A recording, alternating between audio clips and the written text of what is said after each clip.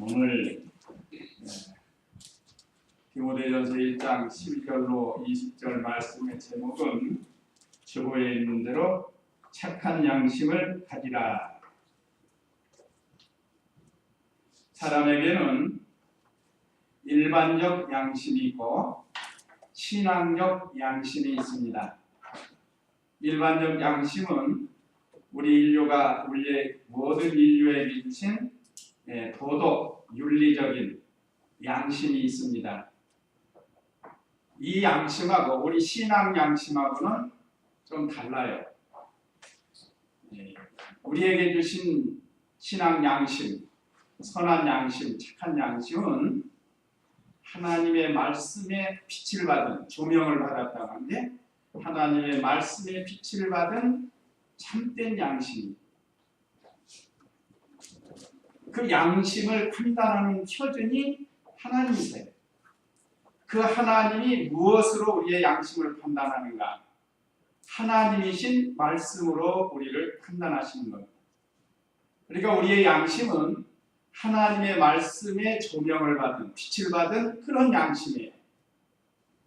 그러나 도덕적, 일반적 양심은 사람들 사이에서 있는 착한 일, 선한 일을 가리킵니다. 이게 구분이 되죠. 구분이 돼요. 그래서 그들은 주일 안 지키면 아무 가책이 없어요. 그러나 우리는 주일 안 지키면 양심의 가책을 느껴서 어쩔 줄을 몰라요. 또 그들은 조상 숭배하지 않으면 죄인인 걸로 생각해요. 우리는 조상 숭배는 죄다 하고 분명하게 말씀. 그러니까 확연히 다른 겁니다.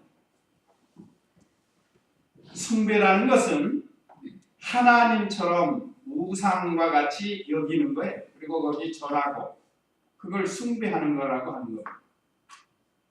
조상을 기억하는 것 자체가 나쁜 것은 아닙니다. 과거의 조상을 우리가 다 기억할 수 있잖아요. 돌아가신 아버지, 어머니, 할아버지.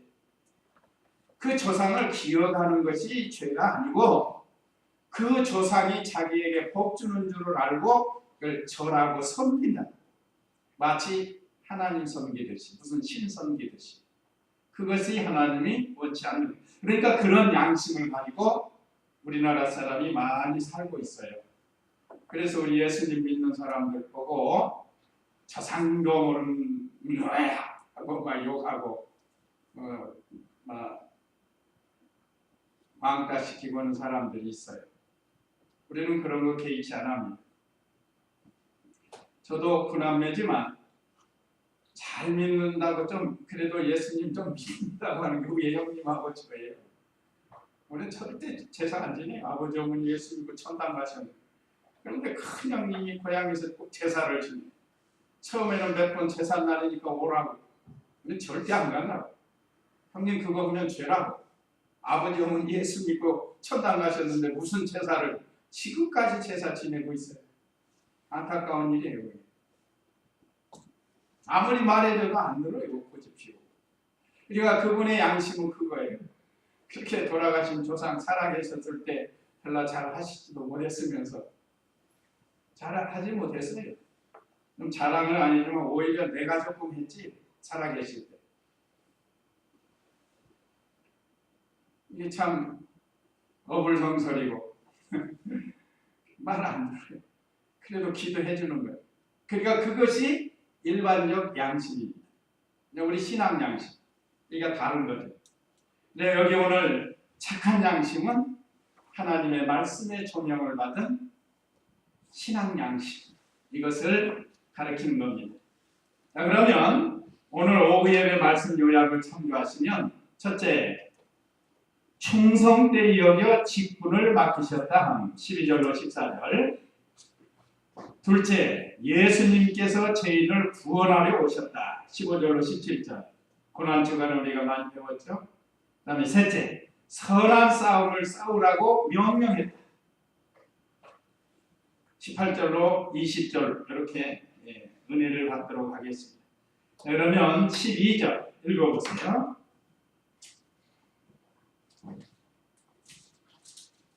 내가 나를 능력 있게 하신 그리스도 예수 우리 주께 감사를 드리는 것은 주께서 너를 충성되이 여기셔서 내게 직분을 맡겨주셨기 때문이다. 예, 충성되게 여겨서 직분을 맡기셨는데 그 직분을 누가 맡기셨다고요? 예수님께서 맡기셨어요. 여기 주께서는 예수님 또는 하나님께서, 여기 오늘 본문에는 그리스도 예수 우리 주께 그랬다.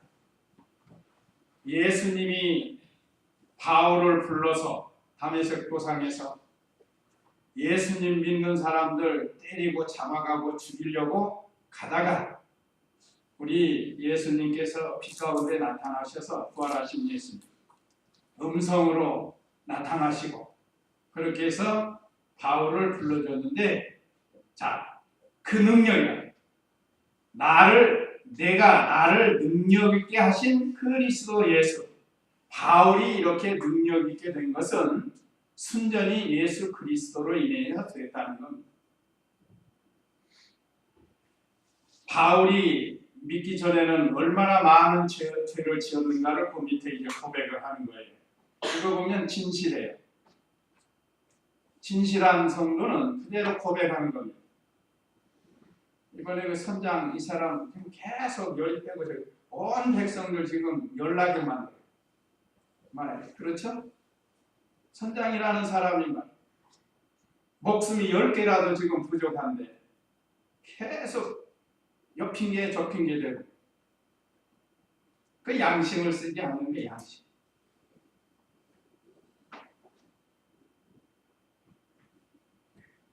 자, 내가 나를 능력 있게 하신 그리스도 예수 우리 주께 감사를 드리는 것은, 그래서 예수님께서 직분 맡기심을 감사하는 바울이에요. 전에 자기가 얼마나 잘못된 죄를 지었는가를 고백하면서 자기가 이렇게 사도가 되어서 주님의 일을 할 수 있다는 것은 순전히 하나님의 아들 예수 그리스도로 인해서 됐다고 했습니다. 오늘날 우리도 마찬가지입니다. 오늘날 우리가 믿기 전에나 또 이 바른 신앙이 들어가기 전에 우리의 상태가 얼마나 이 잘못된 길을 많이 걸어갔는가. 그러니까 여기 이 말은 전에 잘못된 죄 지은 것을 회개하는 마음으로 지금 이렇게 고백을 하면서 자기를 부인하면서 이렇게 이 서신을 기록하게 된 겁니다. 그러면서 자기에게 직분을 맡겨주신 예수님께 감사했습니다. 오늘 우리도 우리 직분 주신 거 교역자를 세워서 하시지만 사실은 하나님이 감동을 주어서 우리들에게 다 이렇게 직분을 주신 겁니다. 그런데 여기 문제는 주께서 나를 충성되이 여기셔서 그랬습니다. 충성해서 맡긴 거예요. 충성되이 여겨서 맡긴 거예요. 충성해서가 아닙니다. 그건 교만한 거고. 충성해서가 아니고 앞으로 충성하라고 맡겼다, 그런 뜻이기도 합니다. 우리가 주님 앞에 충성했다고 자신 있게 나설 사람은 거의 없죠.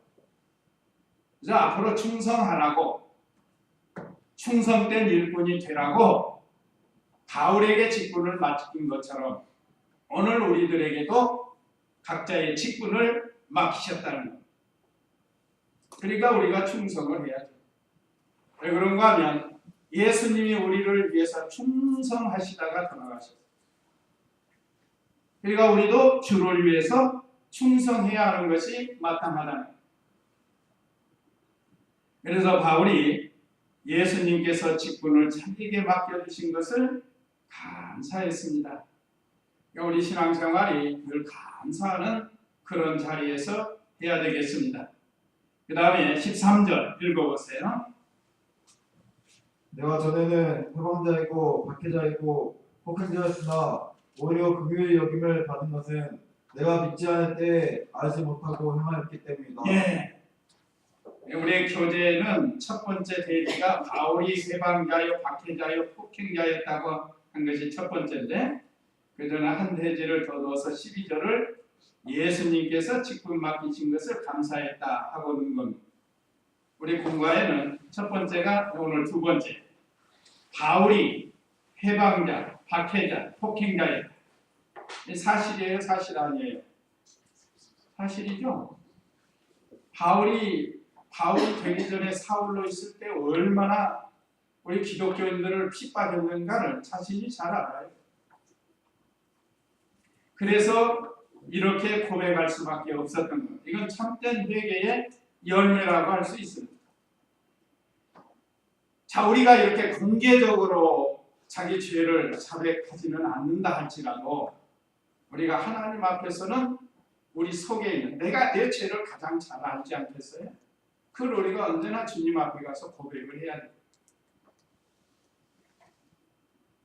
천주교에서는 신부 앞에 가서 고백하잖아요.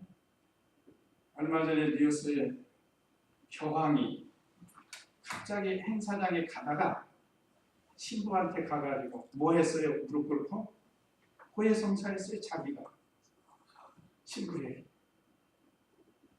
이건 역대 교황들에게 없었던 일입니다. 자기가 먼저 모범을 보인 거예요. 말하자면 천주교 교리적으로 지금까지 교황이 모르겠어 자세히는 모르지만 공식 행사장에서 그렇게 자기가 고백을 받아야 할 위치에 있는데 고백을 했다는 거예요. 이건 아주 천주교에 있어서는 큰 하나의 역사의 기록이 남는 겁니다. 오늘 여기 사도 바울은 아예 공개적으로 내가 전에는 해방자였다, 박해자였다, 폭행자였다. 이런 상태에 있던 죄인 중에 괴수라고 그러지 않았습니까? 여기 15절에서는 내가 죄인 중에 괴수다.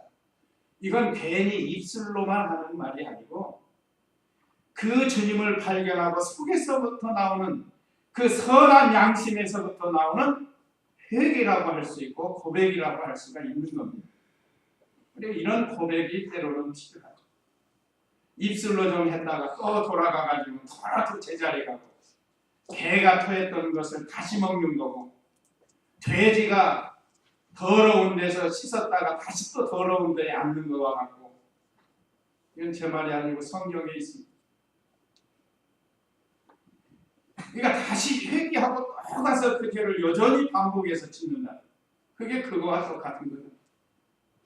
근데 바울은 이걸 철저히 회개해가지고 다시는 기독교 핍박하지 않고 예수 그리스도에 대한 핍박하지 않고 참으로 주님의 종이 되어서 얼마나 수고를 많이 했는지 알 수 없습니다. 그러니까 이 바울이 이렇게 한 것은 철저히 회개한 것을 가리키기도 합니다. 참 하나님의 교회에 많은 핍박을 하고 또 박해를 하고 폭행을 하고 스데반이 죽는 데는 옷을 맡으면서 가 죽여라 말하자면 가표를 던진다 죽이라.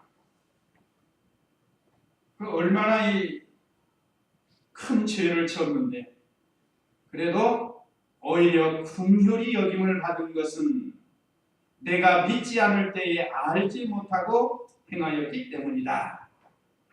알지 못하고 행한 이 죄들은 주님의 말씀을 듣고 회개하면 다 용서해 주십니다.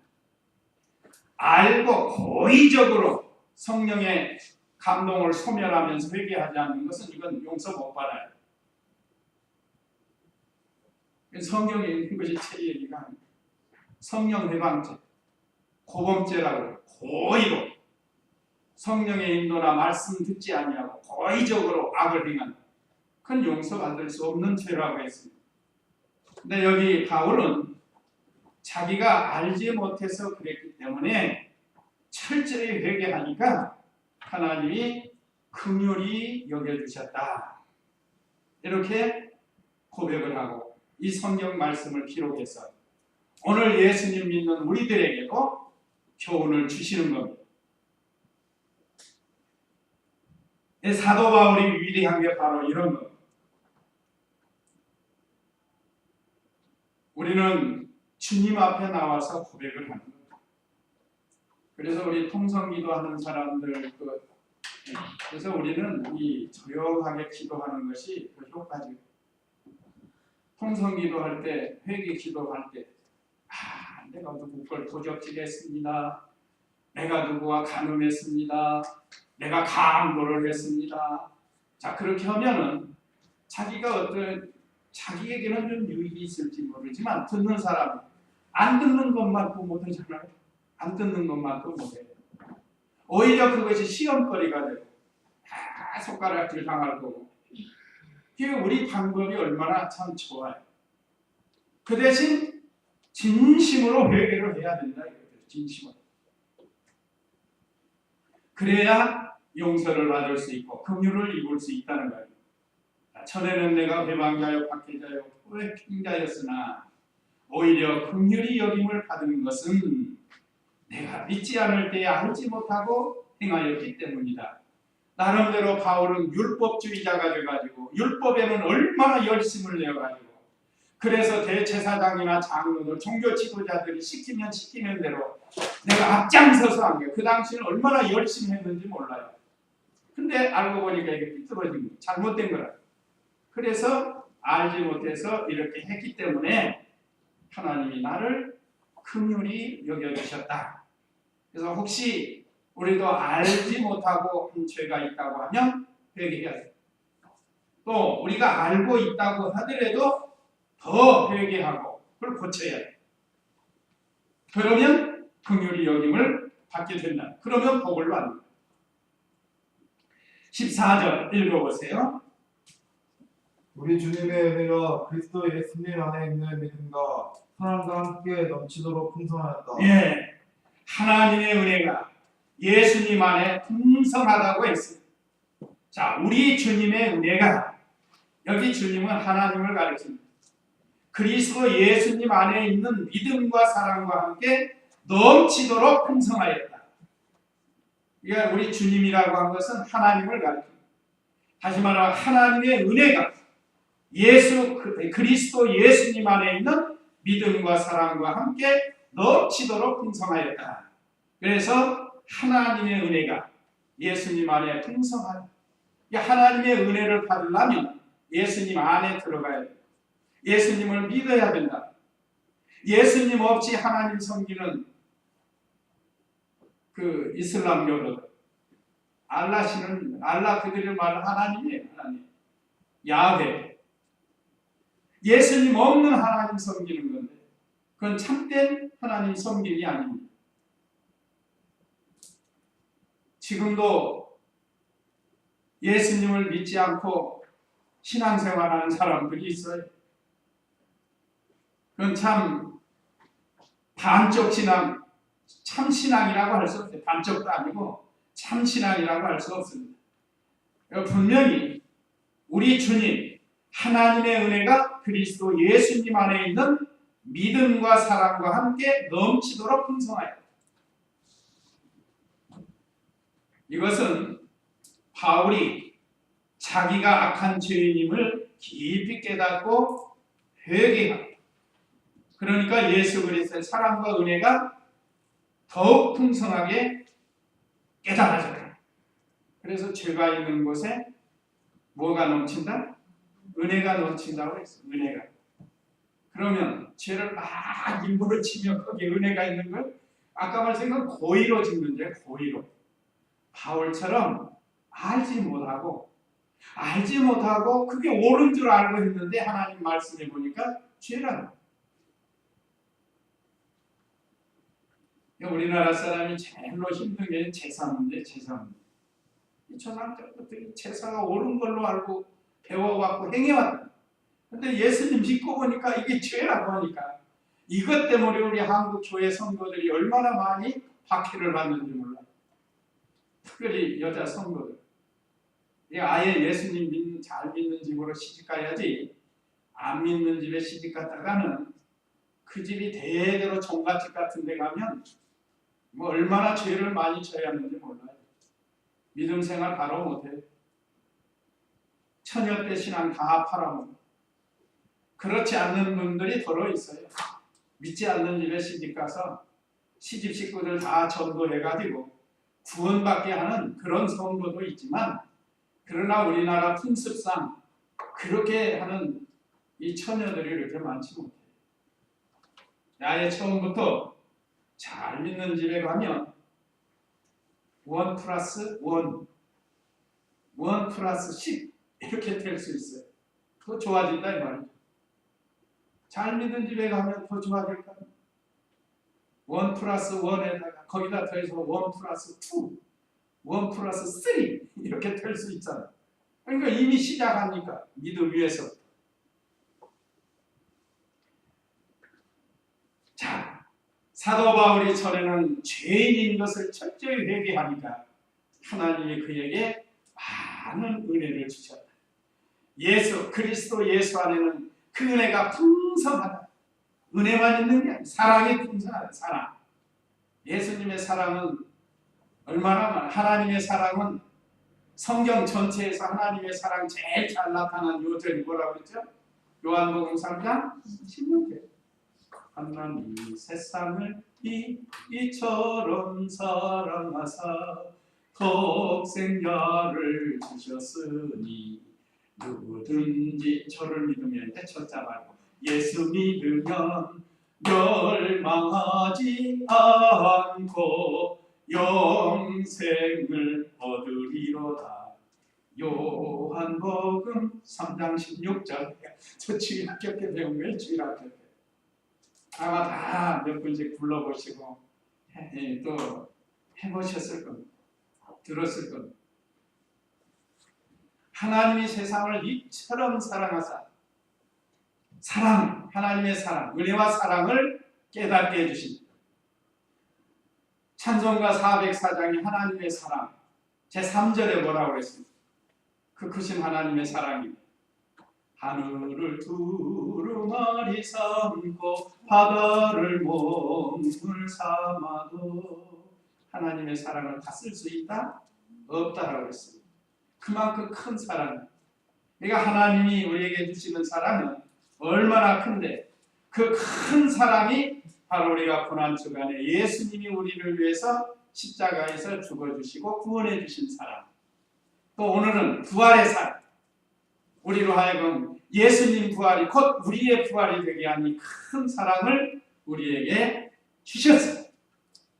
그 하나님의 사랑은 풍성하다. 믿음도 풍성하다. 자, 이 은혜를 우리에게 주셨습니다. 얼마나 감사합니다.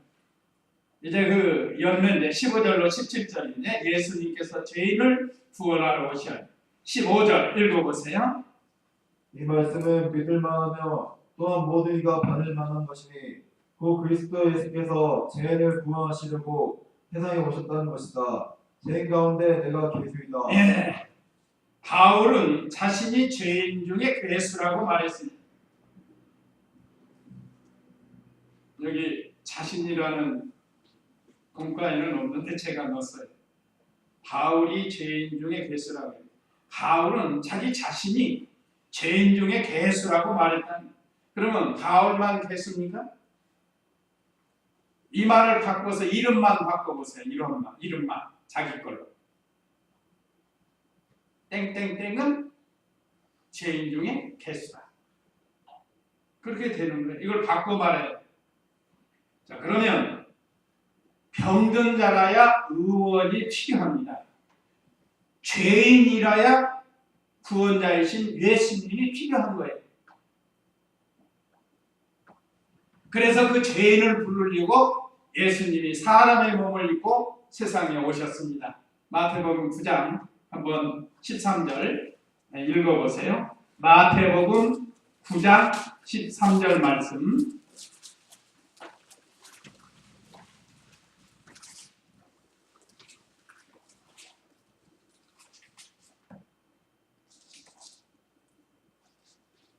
너희는 가서 나는 제사를 옳지 않고 공의를 원한다라는 말씀이 무슨 뜻인지 배워라.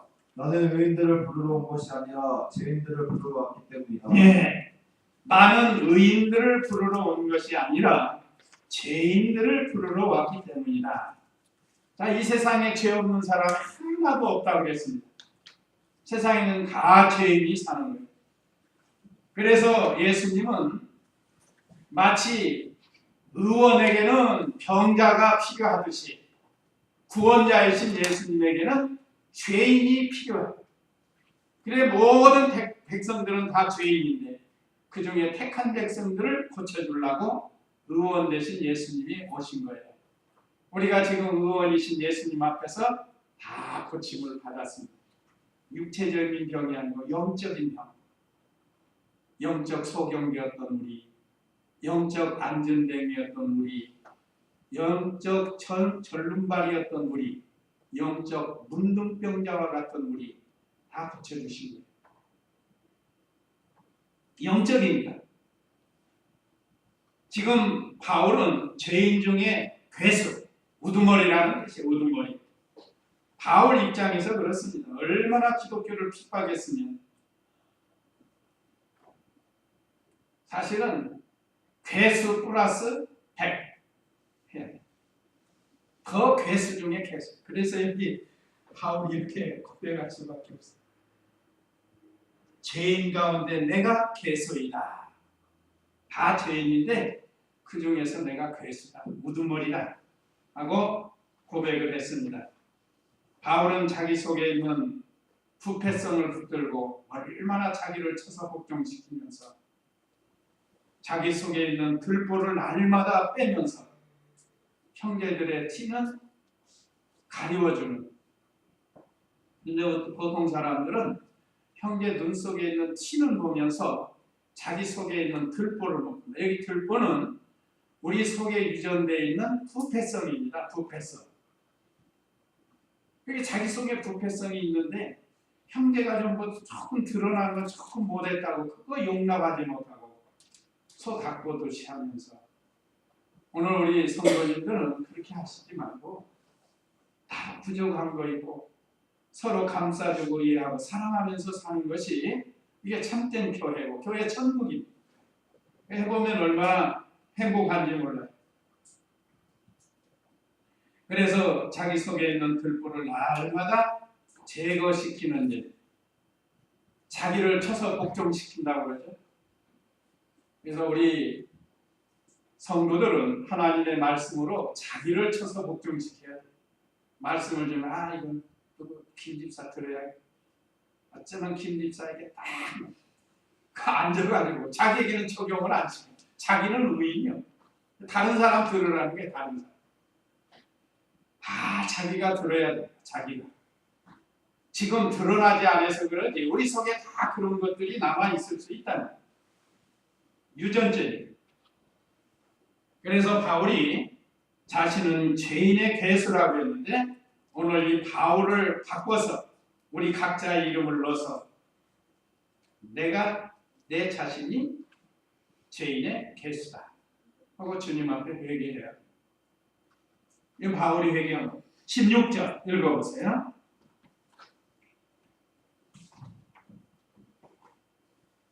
그러나 내가 교훈을 입은 것은 그리스도 예수께서 먼저 나에게 오래 참을 보여주셔서 앞으로 주님을 믿어 영생을 얻을 자들의 본보기로 삼으시는 것이다. 예. 여기 16절은 예수님이 오래 참고 믿음을 주셨다고 고백을 했습니다. 그러나 내가 긍휼을 입은 것은 그리스도 예수께서 먼저 나에게 오래 참음을 보여주셔서 그랬습니다. 사실 바울이 행한 거 보면 벌써 10번은 멸망당해야 마땅하지 않습니까? 얼마나 예수님 믿는 사람 잡아가지고 스데반 죽이는데 카피하고 앞장서고 또 다메섹에 가서 잡아오려고 그거 하다가 예수님을 만났는데 얼마나 악한 일이에요. 그러니까 지금도 우리 예수님 믿는 사람들 핍박하는 사람 많습니다. 그래도 그 사람을 위해서 기도해주면 바울처럼 될 수 있어요. 그 사람은. 그렇게 저 사람 틀렸다고 혼자 자기가 하나님 자리에 앉아가지고 정죄하고 그럴 거 없습니다. 회개시키면 바울과 같은 인물이 될 수가 있어요. 뭐 바울보다는 좀 못해도 얼마든지 성도가 될 수 있단 말이에요. 참 성도가. 그러니까 아무리 나를 괴롭히고 핍박해도 원수를 위해서 기도해 주라고 했으니까 그 입술로만 하는 게 아니라 속에서부터 불쌍히 여겨달라고 기도하면 우리도 예수님이 오래 참아주셨는데, 우리 위해서 십자가 지시면서 우리 죄인들을 사랑해서 불쌍히 여기서 오래 참아주셨는데, 우리도 좀 오래 참아줄 수 있는 그런 믿음이 되어야 된다. 그러니까 바울도 이 은혜를 깨달았고, 우리도 마찬가지예요. 지금도 우리도 우리 행위를 보면 벌써 우리도 멸망당해야 마땅해요. 그렇지만 하나님이, 우리 예수님이 오래 얼마 참아주신다고 그랬죠? 베드로후서 3장에 8장인가 5장 어디에 보면 하루를 천년같이 회개하고 돌아오기를 참아주시고, 또 천년을 하루같이 심판을 참아주시는 하나님이시죠. 그 하나님이시니까 우리도 그 하나님을 배워서, 예수님을 배워서 오래 참아. 자, 그 다음에 17절 읽어보세요. 영화심은 곧 불멸하고 보이지 않고 오직 한 분이신 하나님께 존귀와 영광이 영원 무궁토록 있기를 기원한다. 예, 16절과 하반절 더 보면 앞으로 주님을 믿어 영생을 얻을 자들의 본보기로 삼으려는 것이었다. 바울을 오래 참으시고 이방인의 사도로 바울을 통해서 영생을 얻을 자에게 본보기로 삼아주셨다. 그래서 바울을 통해서 세계 선교 역사가 시작이 되었고, 많은 이방인들이 구원을 얻었습니다. 이거 보세요. 하나님이 참아주심으로 이런 역사가 일어난 거예요. 참지 못해가지고 홧김에, 우리나라 말에 홧김에 뭐 한다는 말이 있는데, 그거 하면은 안 돼요. 홧김에 뭐 해버려. 어떤 사람은 홧김에 집에 불질러. 그래가지고 집안에 있는 가족들이 화상을 입고 죽기도 하고. 어이가 없어요, 그런 거 보면. 그러니까 너무 화내지 마세요. 오죽해서 에베소서의 말씀에, 에베소서 4장인가 있죠?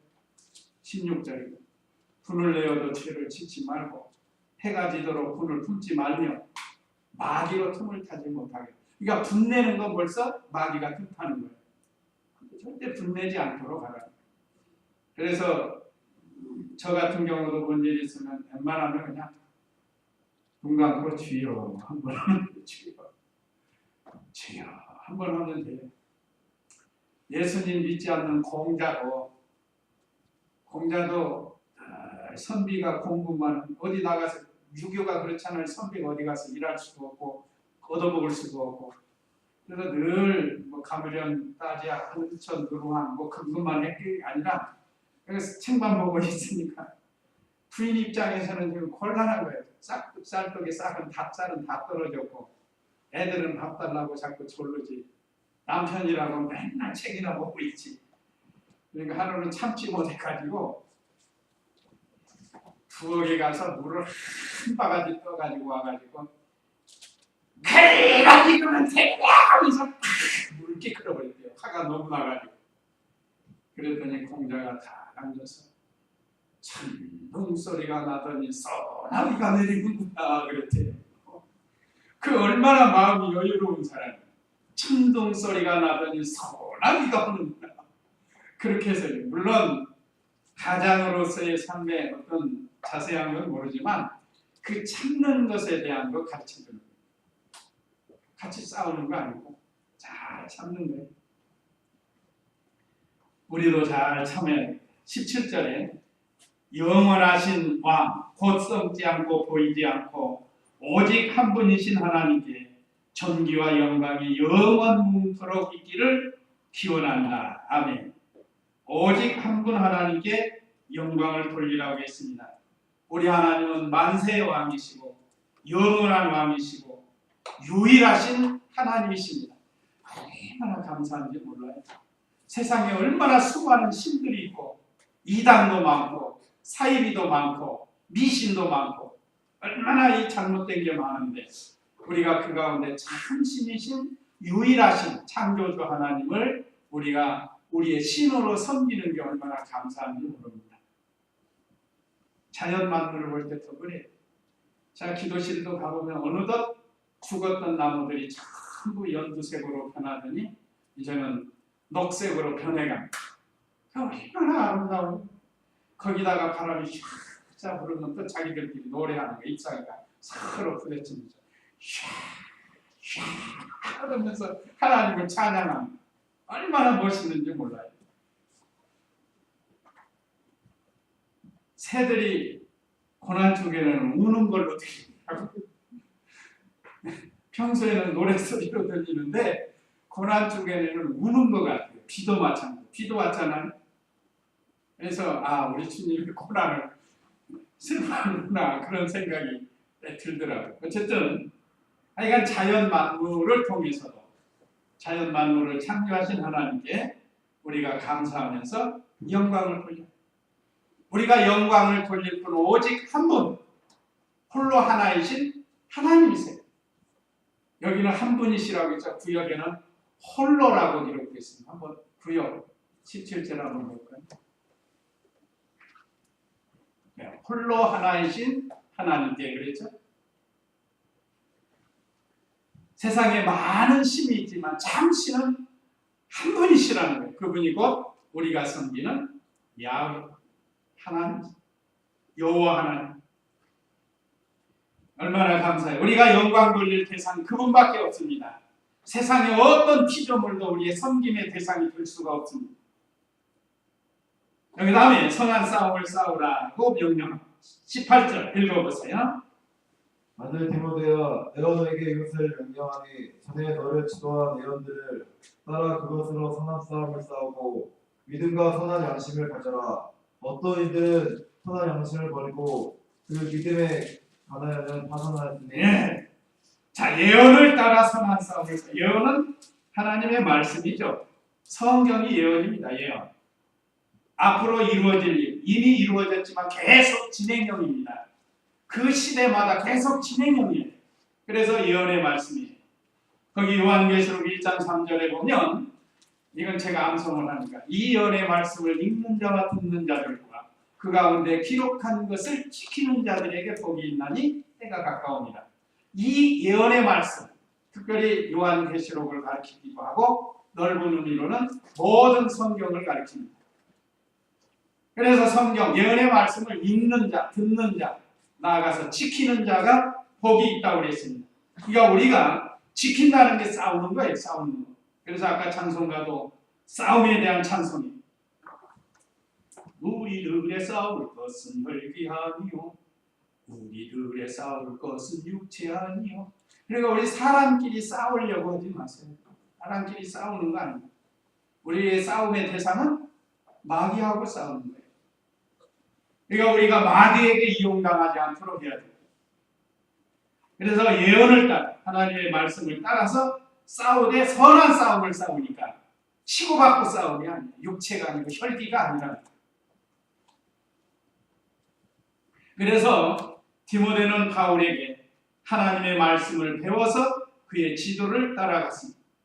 바울은 잘 가르쳐줬고 디모데는 잘 배워서 말씀을 따라갔고 그 바로 배운 복음을 가지고 이제는 나가서 싸워야 됩니다. 그 오늘 11절에 보면 이 교훈은 복되신 하나님의 영광스러운 복음을 따르는 것이니 이 복음이 내게 맡겨졌다. 바울에게 맡겨주셨고 오늘날 교역자나 우리 성도들에게 이 복음을 다 맡겨주셨습니다. 목사에게만 맡긴 게 아니에요. 다 맡겨주셨어요. 근데 이 복음을 각자 가지고 나가서 이 공중권세 잡은 죄악된 세상에서 마귀와 싸워서 승리를 해야 되는데 보통 전쟁하고 치고받고 그렇게 해서 싸워야 되는데 우리는 그런 싸움이 아니에요. 선한 싸움. 예수님처럼. 예수님은 선한 싸움을 다 싸우신 거예요. 그 다음에 19절에 믿음과 선한 양심을 가져라. 어떤 이들은 선한 양심을 버리고 그 믿음의 과연은 파선하였으니 파선, 이번에 파선이라는 게 배가 깨져가지고 물에 가라앉는 것을 가르칩니다. 이번에 뭐 깨지지는 않았지만 이게 기울어져가지고 하여간 넘어진 건데 넘어지면 물이 들어오게 되어 있고 물이 들어오면 다 죽게 되어 있습니다. 그러니까 믿음과 선한 양심을 따라서 선한 싸움을 싸되 우리는 선한 양심은 성령의 인도를 하고 성령의 감동을 받는, 양심을 버리면 믿음이 파산하게 된다고 했습니다. 여기 그랬죠? 선한 양심을 가져라. 선한 양심을 버리고 그 믿음에 관하여는 파선하였으니, 아까 말씀드린 우리에게 선한 양심, 신앙 양심을 주었는데 그 양심을 쓰지 않고 죄 가운데 가면 우리의 믿음은 어떻게 된다? 파선이 돼. 깨져버려요. 깨져버리면 물이 들어오고, 그래서 물속에 가라앉는, 수장되는 거예요. 그러니까 우리의 믿음이 파손되지 않도록 해야 돼요. 그러려면 양심을 써야 된다. 양심. 우리 그 이병규 목사님, 스승 목사님이신 갑자기 이름이 생겨요. 김현동 목사. 그 목사님이 세 가지 주장한 게 그거예요. 예, 일심정력. 믿는 일 할 때 일심정력, 전심전력을 다하라. 둘째는 삼가 조심하라. 마디로 틈타지 못하도록 늘 삼가 조심하라. 그 다음에 양심을 똑바로 써라. 양심 쓰라는 게 성경에 있습니다. 사도행전 27장에도 있어요. 양심을 쓰라는. 그러니까 오늘 여기 디모데서에서는 양심을 버리면 그 믿음이 파손, 깨져버린다는 것. 그러지 않도록 하라는 것. 언제나 저와 우리 성도님들은 양심을 버리지 말고 믿음을 잘 써야 된다는 것. 만약에 양심을 버리면 그 믿음은 깨져가지고 껍데기만 남는 거예요. 껍데기. 배가 가라앉으면 아무것도 없어요. 모양만 있지. 그러니까 그렇게 되지 말라는 거예요. 그 대표적인 인물이 여기 두 사람 나오는데 20절 읽어보세요. 그들 가운데 후메네와 알렉산더가 있다. 내가 그들을 사탄에게 넘겨주었으니 이는 그들의 징계를 받아 하나님을 모독하지 못하게 하려는 것이다. 네, 교환에는 이 세 번째가 다른 걸로 되어 있는데 제가 새로 넣은 겁니다. 하나님 모독하며 대적하면 징계하십니다. 대표적인 인물이 후메네오와 알렉산더입니다. 이 사람들이 하나님을 모독하고 대적했기 때문에 징계를 했다는 거예요. 내용이. 그들 가운데 후메네오와 알렉산더가 있다. 내가 그들을 사탄에게 넘겨주었으니 이는 그들이 징계를 받아 하나님을 모독하지 못하게 하려는 것이다. 그냥 모독하고 있었다. 그래서 징계를 했다는 것. 더 이상 못하게. 후메네오에 대해서 디모데후서 2장 15절 한번 읽어보세요. 디모데후서 2장 15절부터 너는 진리의 말씀을 옳게 분별하며 하나님께 부끄러울 것이 없는 일꾼으로 인정받아 자신을 하나님께 드리도록 했어라. 속되고 헛된 말들을 피하라. 그런 말을 하는 자들은 점점 더 불건건해지고 그들의 말은 악성 교환처럼 퍼져나갈 것이니 그들 가운데 후메네와 빌레도가 있다. 그들은 진리에서 탈선하였고 부활이 이미 지나갔다고 말하여 어떤 이들의 믿음을 무너뜨리고 있다. 네, 그들 가운데 후메네오와 빌레도가 있는데 그들은 진리에서 탈선을 해가지고 부활이 지나갔다. 없다는 거예요. 그래서 어떤 성도들의 믿음을 무너뜨리는 거예요. 이단들과 같은. 그래서 17절에 그들의 말은 악성 종양처럼 썩어져가는 창질이라고 했어요. 창질, 구역에. 그게 악성 종양. 종양은 썩기만 해요. 저 독한 창질의 썩어짐과 같은데 그랬잖아요. 구역에. 이게 악성 종양처럼 퍼져나가. 우리 속에 종양이 악성이 생기면, 암 같은 게 생기면 자꾸 금방 전이가 돼요. 이런 것들이 교회 안에 들어오지 않도록 이단이나 어떤 죄성 같은 게 들어오지 않도록 하라는 겁니다. 그러면 후메네오와 빌레도 같은 사람이 된다는 거예요. 이 사람들은 속되고 헛된 말들을 피하고 점점 불경건해진다. 이런 사람들 같이 하면 점점 경건에서 떠나서 불경건한 생활을 하게 된다는 거예요. 그러지 말고 디모데에게 명령하는 것은 15절 너는 진리의 말씀을 옳게 분별하여 하나님께 부끄러울 것이 없는 일꾼으로 인정받아 자신을 하나님께 드리도록 힘써라. 진리를 잘 분별해서 부끄러움 없는 일꾼이 되라는 거예요. 그러면 하나님께 인정을 받는다는 거예요. 하나님께 인정받고 참총에게도 인정을 받아요. 먼저 가까이 있는 참총에게 인정받고 하나님께도 인정받는 그런 성도가 되라는 거예요. 이 후메네오와 같은 사람 되지 말라는 거예요. 그 다음에 알렉산더, 디모데후서 4장 14절 거기 보세요. 디모데후서 4장 14절 읽어보세요. 그리스 세공사 알렉산더가 나에게 해를 많이 입혔으니 주께서 그의 행위대로 그에게 갚으실 것이다. 너도 그를 주의하라. 그가 우리 말을 심하게 대적하였다. 네, 이 사람은 바울과 그 일행, 전도하는 일에 많은 대적을 하고 손해를 준 사람이에요. 직업은 뭔가 하면 두리로 세공업을 하는 사람이에요. 두리 가지고 뭐 만들어서 이 장식을 파는 사람 있잖아요. 뭐 사업으로 하면 큰 회사도 할 수 있고. 여기 바울을 대적한 거 보니까 상당히 세력이 있는 사람 같아요. 재력이 있고 세력이 있는 사람. 그래서 바울이 전도하는 일을 많이 괴롭혔습니다. 그래서 디모데에게 너도 그를 주의하여라. 이런 사람들 우리가 주의해야 됩니다. 자꾸 가까이 오면 거기 같이 물들어서 나중에 큰 낭패를 보는 거예요. 그가 우리 말을 심하게 대적하였다. 복음 전하는 걸 대적했다. 내가 처음 변론할 때 나와 함께 한 자가 아무도 없고 죄송합니다. 14절 구리세공사 알렉산더가 나에게 해를 많이 입혔으니 주께서 그의 행위대로 그에게 갚으실 것이다. 하나님이 갚아주실 걸 믿고 하나님께 부탁을 한 겁니다. 그러면서 디모데에게는 조심하라고 했습니다. 오늘 우리 사랑하는 성도님들도 우리 주위에는 미리가 득실득실합니다. 이단도 많고 사이비도 많고 잘못된 것으로 미혹해가는 이리 같은 사람들이 득실득실해. 그건 사실은 마귀에게 조종받는 사람들이니까 우리가 이것을 진리의 말씀으로 잘 분별하고 주의하라는 미혹받은 우리 학생들도 하여간 여러 가지로 주의를 받아요.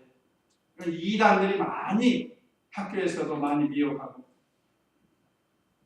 그러니까 어쨌든 우리 이 잘못된 것에 미혹받지 않도록 늘 주의하면서 우리 자신이 믿음을 잘 지켜야 된다.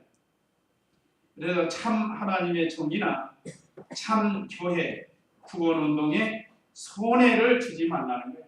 이 후메네와 알렉산더를 통해서 주시는 교훈은 참 하나님과 참 교회, 참 교역자에게 손해를 주지 않도록 우리가 예언을 따라 선한 싸움을 잘 싸우라는 거예요.